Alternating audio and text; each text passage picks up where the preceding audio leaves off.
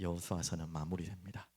그리고 조금 더 이야기하면 우리가 알고 있는 모세오경 아시죠? 창출, 레민, 신까지가 모세가 쓴 오경이죠. 그리고 여호수아는 모세오경으로 들어가지 않지만 많은 구약학자들은 이렇게 합니다. 모세오경과 함께 육경이다. 모세가 쓰지는 않았지만 결국 모세오경의 마무리는요, 여호수아에서 마무리되는 것이죠. 그래서 절대 이 창세기부터 시작된 말씀이 결국 이 여호수아까지 함께 연결되지 않으면 이해되지 않아요. 특별히 창세기가 너무 중요하죠. 그래서 참 감사한 게 창세기를 참 제가 하나님 은혜로 새벽에 전체 1장부터 50장까지 다 설교한 시간이 그때는 너무 힘든 시간이었지만 지금 돌아보면 참 귀중한 시간이었고 그때 받았던 많은 메시지들과 또 응답받았던 많은 메시지들이 지금 여기까지 연결되는 시간이 오늘도 좀 확인한 시간이었습니다. 그래서 제일 먼저 아시다시피 지금 29절부터 33절은 제목부터 좀 말씀드리면 가장 강력한 메시지, 죽음과 장래. 한마디로 뭐 이해되셨죠? 가장 강력한 메시지 중에 메시지는 여호수아와 많은 사람들, 여러분도 마찬가지예요. 살아있는 동안에 하는 메시지도 너무 중요하지만 정말 중요한 가장 강력한 메시지는 어떻게 보면요, 말하지 않는 메시지일 수 있어요. 그게 죽음. 그리고 죽음 이후에는 반드시 장래가 있잖아요. 그래서 어떻게 보면 이건 억지가 아니라 예수님도 마찬가지입니다. 예수님이 살아 공생의 생애 동안에 많은 메시지를 했잖아요. 많은 기적도 보이고 많은 이적도 보였는데 가장 강력한 메시지는 무슨 메시지겠습니까? 그리고 예수님께서 결국 많은 기적들과 제자들을 키워가며 데리고 다니면서 많은 사람들에게 하려고 했던 메시지, 그 많은 그 입술에서 나온 말씀의 선포의 결론은 결국 예수님의 죽음에서 풀렸습니다. 그래서 죽음에서는 예수님 뭐 죽기 전에 했었던 이야기를 말하는 것만이 아니라 그 죽음이라는 십자가에 달리신 그것 자체가 예수님의 가장 강력한 메시지였죠. 더 이상 입으로 하지 않는 강력한 메시지였고, 그리고 아시다시피 장사 지내는 그 무덤과 살아나심, 장래 유저 어떻게 보면 그 메시지가 가장 강력한 메시지인 것처럼 오늘도 그렇습니다. 여호수아가, 모세가 살아생전에 많은 메시지를 하나님께 은혜로 전했지만 뭐 그것이 중요하지 않다는 게 아니라 어떻게 보면 가장 강력한 메시지는 죽음과 장래일 수 있다는 것입니다. 자, 그래서 오늘 이 서론에도 마찬가지입니다. 장래, 저도 뭐 목회를 오래 했다고는 할 수 없는데 그 누구보다 모르겠어요. 제 나이 또래에, 제 경험 또래에 참 장래를 많이 인도한 것 같아요. 장래 예배를 정말 많이 인도한 것 같아요.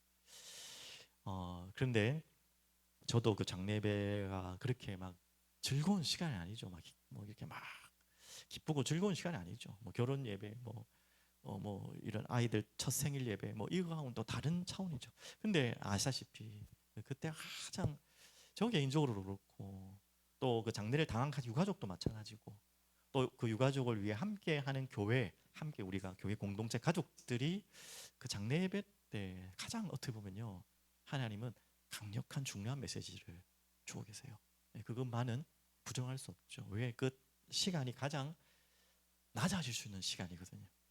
아시다시피 장례배는 돌아가신 분을 위한 메시지가 아니에요. 돌아가신 분이 메시지 받을 이유도 없고 돌아가신 분을 사랑하는 유가족들과 또 교회 공동체, 우리가 교회 장례라면 그 교회 공동체와 남아있는 자들을 향한 어떻게 보면 하나님의 메시지가 장례배, 그 강력한 메시지죠. 그리고 뭐 다양하겠지만 그 돌아가신 그분, 그분의 모든 일평생 살아있는 인생 우리가 잘 모르지만 어떻게 보면 그 생전의 모든 메시지가 장례 때 다 나타날 수도 있죠. 그런 의미로도 또 참 중요한 이야기입니다. 그래서 우리 지금 주기도문을 하나하나 배우고 있는데 중요한 세 가지 기도가 아시죠? 하늘에 계신 우리 아버지요, 그는 시작이고 이름이 거룩히 여김을 받으시오며 나라에 임하옵시며 뜻이 하늘에서 이루어진 같이 땅에서 이루어지다. 그래서 이 세 가지 하나님을 향한 기도, 하나님께 향한 기도인데 결국 하나로 이야기하면 이 세 가지는 하나님 영광을 위한 하나님 나라 임하게 달라는 기도거든요. 그래서 어떻게 보면 오늘 이제 이 세 사람의 장례식 이야기가 장례가 나옵니다. 죽음과 장례가 나오죠, 맞죠? 이 메시지를 통해서 여호수아의 한마디로 창세기부터 시작된 모세 육경이라고 할 만큼 그 창세기에 시작된 메시지에 일단 당연히 계시록이 마지막 성경의 마무리지만 일단 한 단락 때는 마지막에 여호수아와 엘르아살의 죽음이 오늘 여호수아의 마지막이 되는 거죠. 강력한 뭔가의 메시지가 있겠죠. 자, 그래서 이 메시지가 바로 이 메시지입니다. 제가 방금 이야기했던 하나님 나라라는 메시지. 성경 전체의 큰 대주제는 하나님 나라입니다. 그 속에서 하나님 나라의 주권자로 오실 메시아 그리스도가 하나님 나라는 큰 주제 안에 핵심 주제이지만 맞죠. 그래서 일단 하나님 나라의 분기 왜 이렇게 붙잡았냐면 오늘 제일 먼저 나오는 죽음은 알다시피 여호수아의 죽음 29절부터 31절 한번 볼까요? 다시 한번. 이제 모든 이제 저번 주까지 이제 여호수아의 마지막 메시지가 끝나고 결단하고 선택하라. 나는 나와 내 집은 오직 여호와만 섬기겠다라는 결단의 메시지와 그 남아 있는 자들을 향한 강력한 메시지 이후에 이제 여호수아는 죽음으로 갑니다. 110세에 이제 하늘나라고 하는데요. 30절 그들이 그를 그의 기업의 경내 딥낫 세라에 장사했으니 딥낫 세라는 에브라임 산지 가산 쪽 북쪽이었더라. 굉장히 상세하게 설명해 놨죠. 죽음의 나이도 생생하지만 우리는 보통 몇 세에 돌아가셨냐가 굉장히 남는데 오늘 성경은 그 나이보다도 더 중요하게 여기는 것이 뭐냐면 어디에 묻혔느냐. 오늘 본문만큼은 그렇습니다. 어디죠? 딥낫 세라의 장사했을 때 딥낫 세라는 에브라임 산지 가산 북쪽이었더라. 여러분 기억나십니까? 왜 딥낫 세라의 그 많은 이제 땅 중에 이 여호수아라는 지도자가 그곳에 묻혔을까요? 이유가 있겠죠. 너무 당연한 이야기입니다. 바로 딥낫세라가 여호수아가 분배받은 땅이니까 당연한 거죠, 맞죠? 그냥 그렇게 이 의미로 생각할 수 있겠지만 그렇게만 이해할 수 없어요. 꼭 그곳에 뭐 이미 죽은 분인데 꼭 그곳에만 묻어된다는 건 법은 없어요, 맞죠? 하지만 그곳에 묻히는 그 자체가 굉장한 죽음의 메시지가 되는 것입니다. 자, 그래서 알다시피 뎀낫세라 여호수아는 마지막까지 모든 지파가 땅을 배분받고 난 마지막에 유다 지파의 대표였던 갈렙은 가장 어떻게 보면 그 헤브론이라는 땅을 그것도 유다 지파의 땅이잖아요.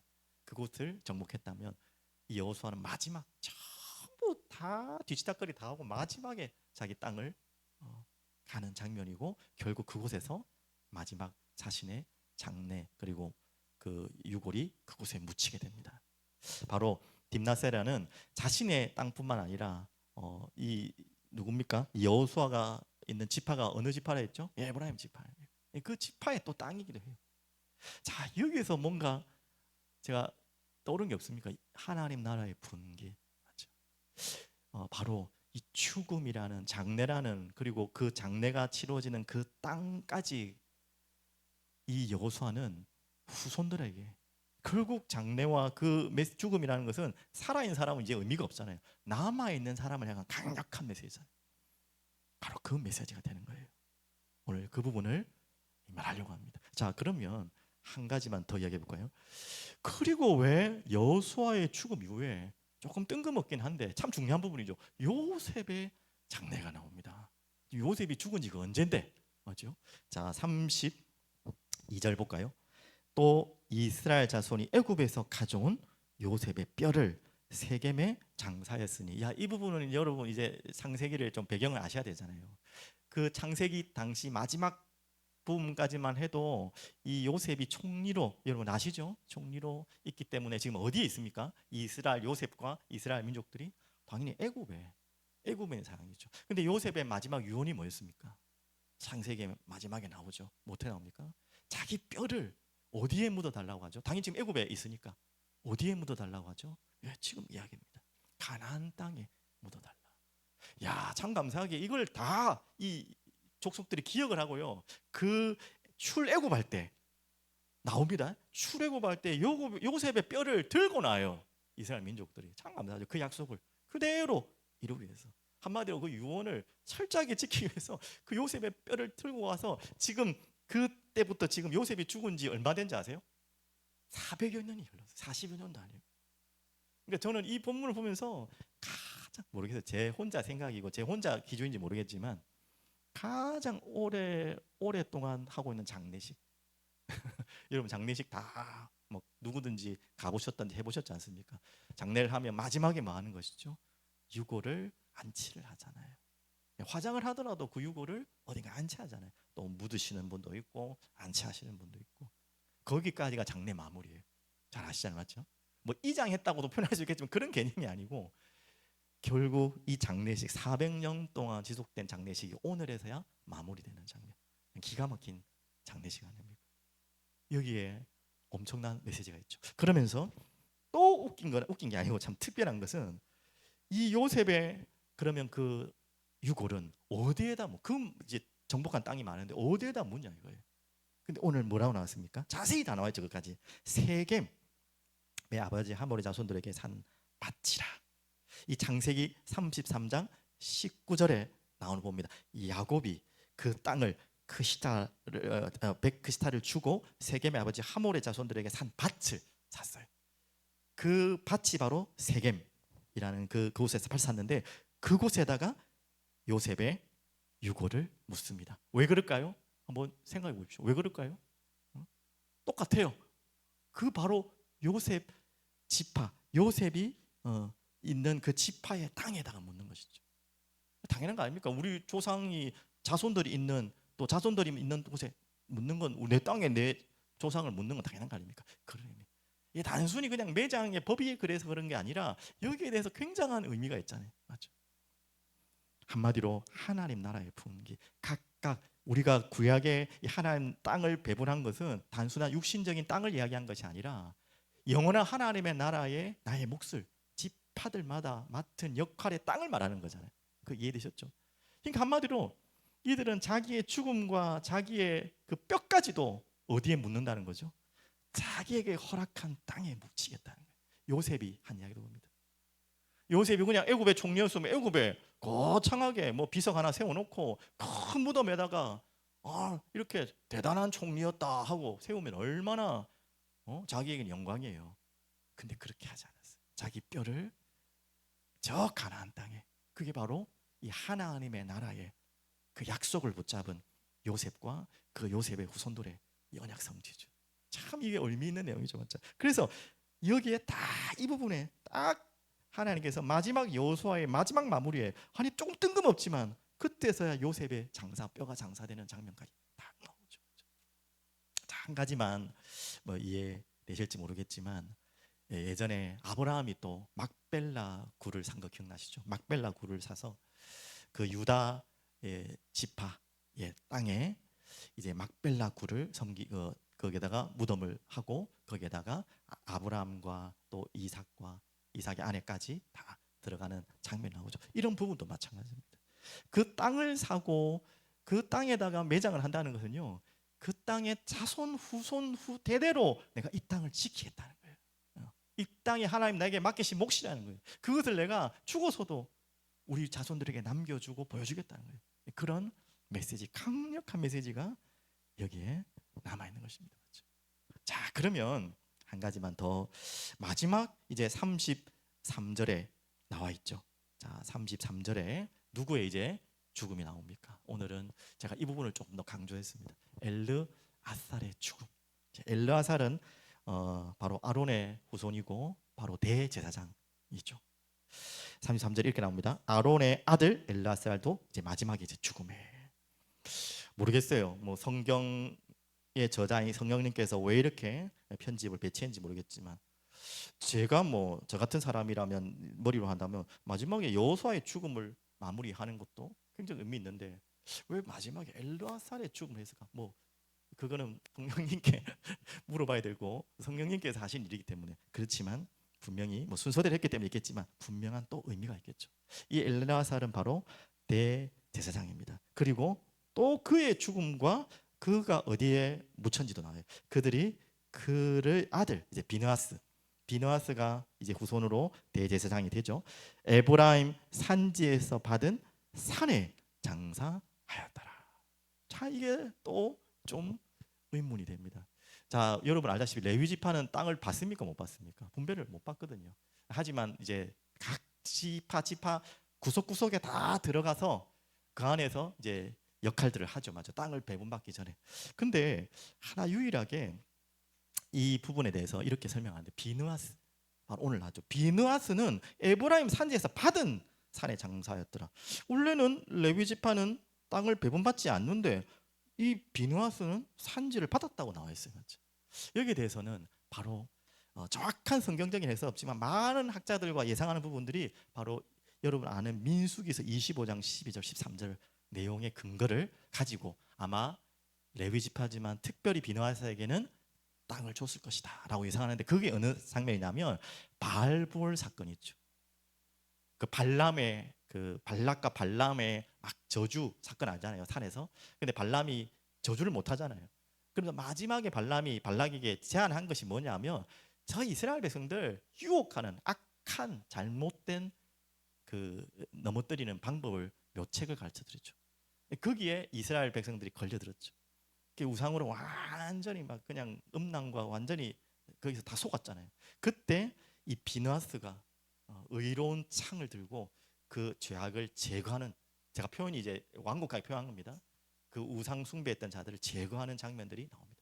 그걸 가지고 하나님 굉장히 기뻐하시고 의롭다고 했어요.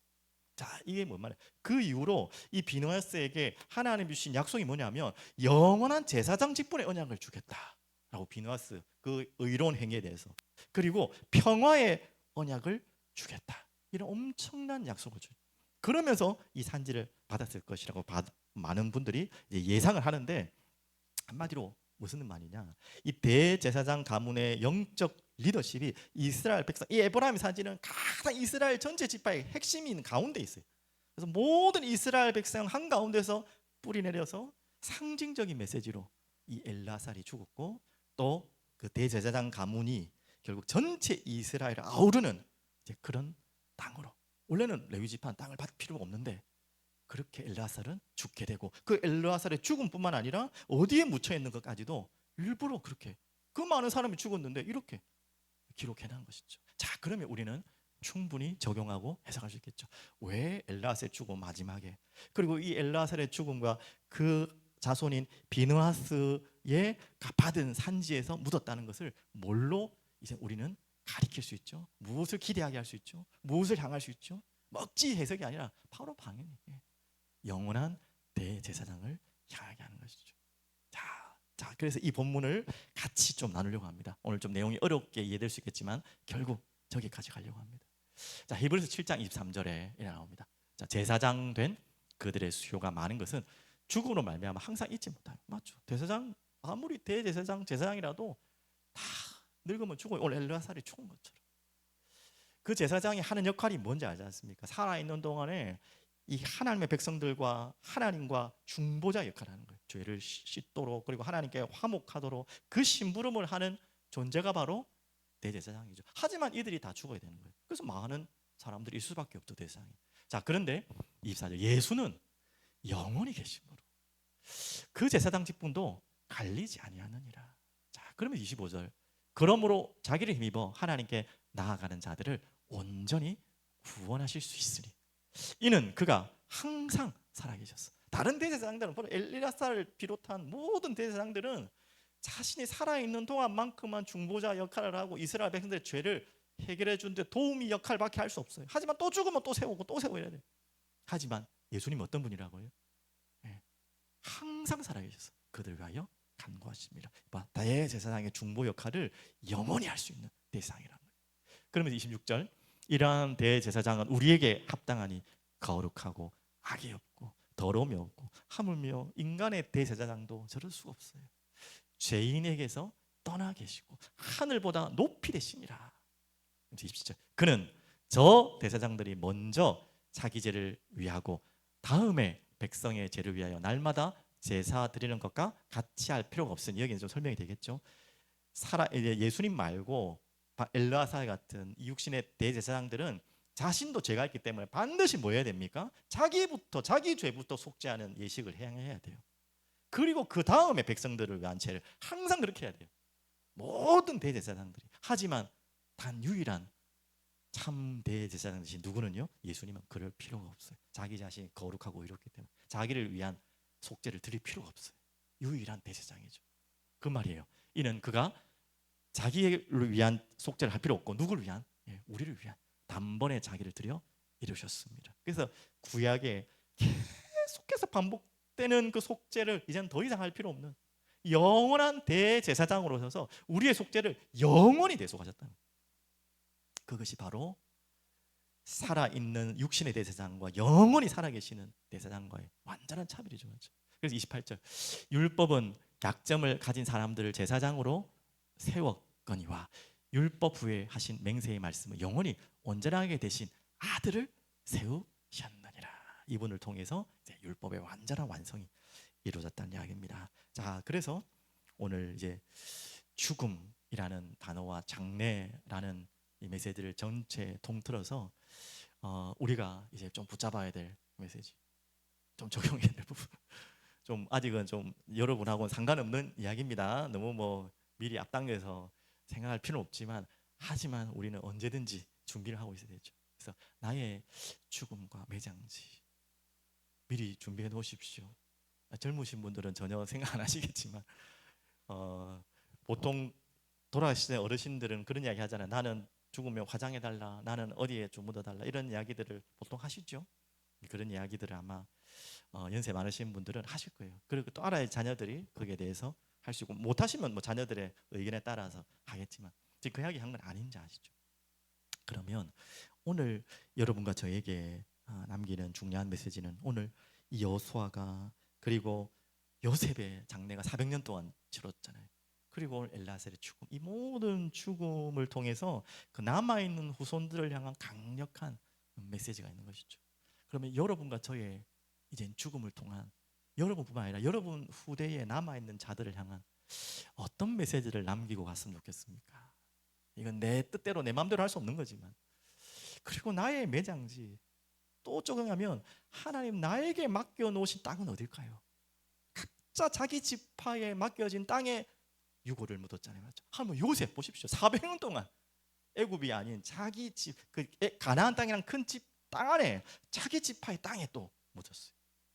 영원히 나의 죽음까지도, 나의 뼈까지도 후손들에게 메시지를 남기고 가겠다는 거죠. 아브라함도 마찬가지예요. 왜 막벨라 굴을 굳이 샀느냐면 그 막벨라 굴을 샀다는 의미, 조상의 묘를 쓴다는 건 우리나라의 유교 개념하고도 달라요. 우리나라도 조상의 묘를 굉장히 중요시하는 유교 문화가 있잖아요. 그런 의미의 조상의 묘를 중요한 게 아니라 이스라엘의 언약적인 조상의 묘가 있어요. 막벨라 굴이 굉장히 중요하거든요. 왜 묘를 썼냐면 묘가 있으면 후손들이 반드시 오기 때문에. 이해되셨죠? 그래서 우리가 고향에다가 땅에다가 묘를 세운 거는 그럴 때만 뭐 추석이나 이럴 때라도 우리 아버지 뭐 보러 뭐 성묘한다고 오잖아요. 고향에. 맞죠? 그런 의미는 이제 유교적인 의미고, 우리는 그런 의미가 아니라 하나님의 나라의 의미로 나에게 맡겨진 끝 땅에 내가 묻힌다는 거는 내만 묻히는 게 아니라 후손들이 계속 그 땅을 빼앗기지 않고 지켜야 되는 거예요. 내 조상의 뼈가 있는 곳을 생명 걸고 지킬 거 아닙니까? 그런 의미로 묘를 쓰는 것입니다. 그래서 막벨라 굴도 아브라함이 쓴 이유는 뭐냐? 그 가나안 땅에 우리 후손들이 영원히 메시아가 올 그때까지 머물러 있어라는 거예요. 자기의 죽음과 장례, 그 묘까지도 그 땅에 내가 있겠다. 그런 의미의 메시지가 있는 거죠. 조금 이해되셨죠? 맞죠? 그런 의미로 말한다면 하나님은 나를 향한 죽음과 내 매장지를 통해 우리 후손들에게 무슨 메시지를 남기겠습니까? 뭐 너무 복잡한 이야기 같지만 저는 하나밖에 생각이 안 나요. 바로 지금 여러분과 함께 저희들이 공유하는 게 있어요. 그게 뭡니까? 바로 저는 그게 교회라고 봅니다. 교회. 조금 더 좁혀볼까요? 전 우주적인 교회, 그리스도를 머리로 한 교회가 다 교회지만 그 속에서 우리가 이 땅에 사는 동안에 맡겨진 딱 지금 어디서 어디까지의 구역을 말하는 게 아니잖아요.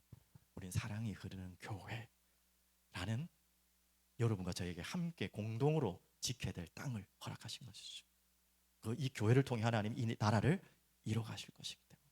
자, 그러면 조금 더 나아가서 이 교회라는 땅을 지키기 위해서 가장 중요한 게 뭘까요?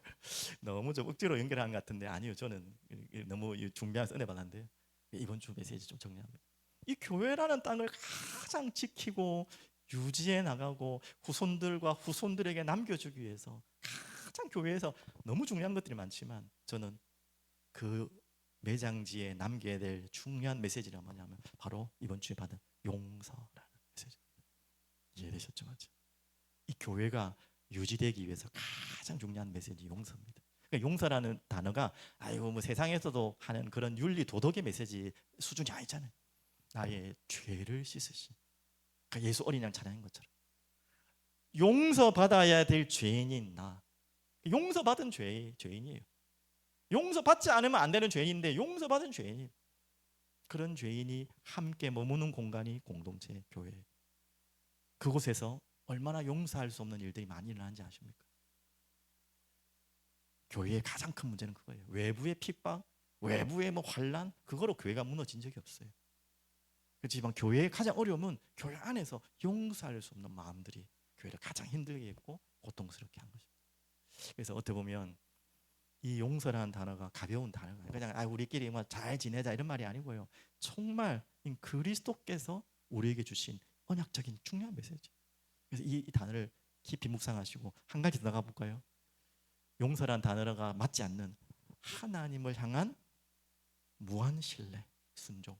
용납이라는 단어를 썼지만 어떤 하나님이 내게 허락하신 일, 그 사건 상황까지도 우리는 그것에 순종하는, 너무 뭐 대단한 인물을 제가 이야기해서 좀 막연하지만 잘 아는 인물이기 때문에 주기철, 손양원 목사님 같은, 맞죠? 그분들이 그 모든 것을 하나님께서 허락하신 일들을 어떻게 했습니까? 특히 손양원 목사님 잘 아시잖아요. 어떤 이야기인지 여러분 일하니까 제가 설명 안 해도 알잖아요. 그걸 어떻게 받아들일 수 있겠습니까?